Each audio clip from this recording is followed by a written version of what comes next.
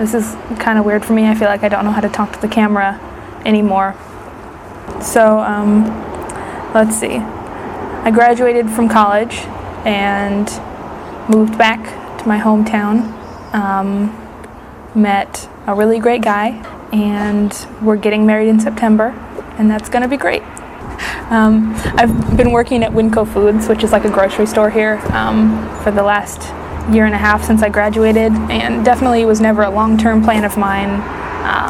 And I've been applying for jobs off and on, and was kind of starting to lose motivation because like none of them were getting back to me. Then last week I didn't get very many hours, and I got kind of frustrated and applied to a couple jobs, and like the next day 2 of them called me back and asked for interviews. It was weird. I went in for an interview and then for a second interview, and yesterday they offered me a job as a receptionist slash accounts payable assistant for a real estate advisors company. They have like 2 names. It's like investment services or real estate advisors, and I should probably ask them which they prefer to be called, since I'll be the receptionist and we'll probably have to like answer the phone as such. Need to know what they're called. It's bright and sunny out here, but I guess it is still February. I just got excited and wanted to come outside. One of the things that I wanted to talk about was my stutter, obviously. Surprisingly, in the interviews that I had for this job that I got, I stuttered very little compared to how much I usually do in interviews. I just get really nervous and like can hardly put 2 words together, and it's terrible.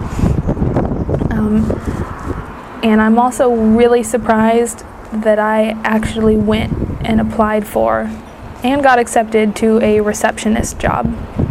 And I told them that I stutter, and I don't know, I guess I never would have thought that I was brave enough.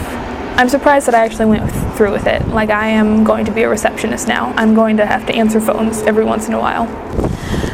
I've had to do some phone answering at Winco, the grocery store, where sometimes, I have to answer the phone, like, to people in the outside world. And so it's become a lot less scary. I still don't really enjoy it, but there's a lot less of that, like, tension and fear buildup to answering the phone than there used to be. And so I'm kind of hoping that by, like, forcing myself into that kind of job, then I'm making myself do more of what I'm afraid of. And like, honestly, if the thing that I'm afraid of most in life is answering the phone, then I think I'm doing pretty good. I know, when I think about it that way, it suddenly seems really ridiculous, and like, why is this such a big deal? I got this book a couple years ago, Self-Therapy for the Stutterer by Malcolm Fraser. I got it a few years ago, and I don't know why. Maybe I just like flipped through it and put it in a drawer and then completely forgot about it. And I was doing a lot of Googling on stuttering and self-therapy because I was kind of starting to think, like, maybe I could try out therapy again. But no, just kidding, that's expensive and I can't afford that sort of thing. And came across the name of this book and started thinking, wait, don't I have that in a drawer? And I opened it, and yep, there it was. It was sitting right there. It's an older edition, it looks old. This is like the 5th edition, and I think they have like the 13th edition out now or something, but it's still the same basic stuff. In this book it said that stuttering is not something that happens to you, it's something that you do, which, I don't know, was a tad mind-blowing. Like, I don't know, I think I just sort of started to accept that, yes, I have a stutter and I always will, and there's not really anything that I can do about it. But that was really interesting. It said it's something that you do, not something that happens to you, which is true, because right now I'm by myself and I'm not stuttering at all. Talking isn't a problem for me when I'm not talking to anyone. So it makes sense. Like, it's something that I'm doing. Like, I get scared and nervous, and as soon as I'm around people, I start doing something differently. And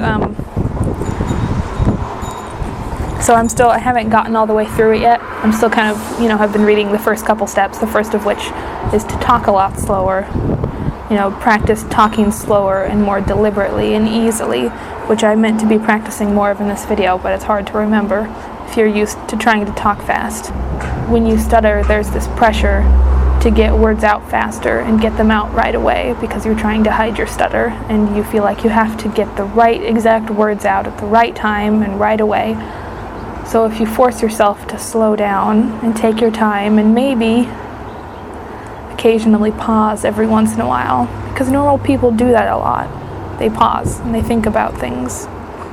So if you make yourself do that, slow down and pause,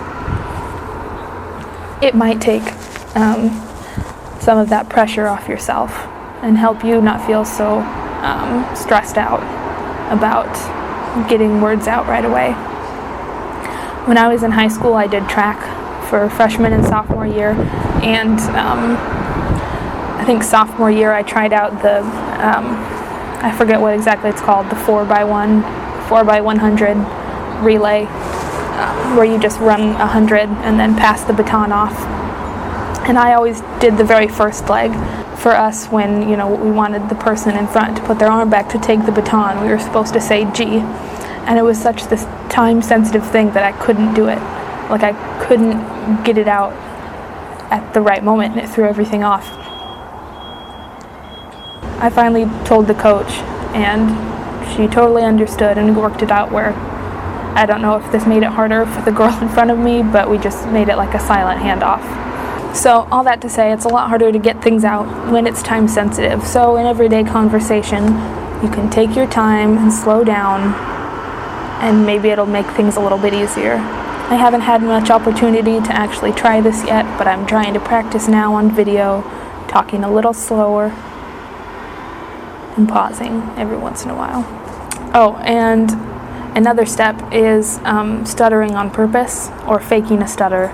Like stuttering in a different way than you usually do on a word that you don't have trouble with. It's about, making yourself feel in control of your stutter, realizing that you can change your speech.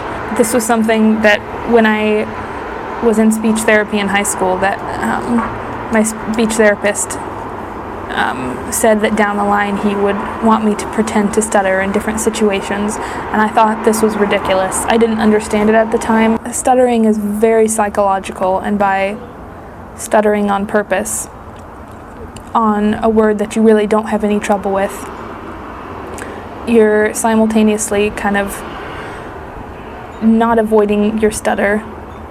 You're revealing to others that you stutter and getting over your fear of people knowing that you stutter, and also showing yourself that you can control your speech, that you do have some control over the way you talk. And so it reduces that fear, and the less afraid you are, the less you stutter. So anyway, I'm starting this new job in 2 weeks, and I'm really excited. The people there seem really awesome, really cool, and it's not a lot of phone answering. I think it'll be a little bit of phone, and it'll probably be a little scary at first, and I'm kind of looking forward to it. It'll be a change, and I don't know. I guess I'll have to wait and see, but yeah, I'm excited, and that's what's up with me recently. It's a little chillier out here than I thought, and I've talked for too long, so I'm gonna go inside now.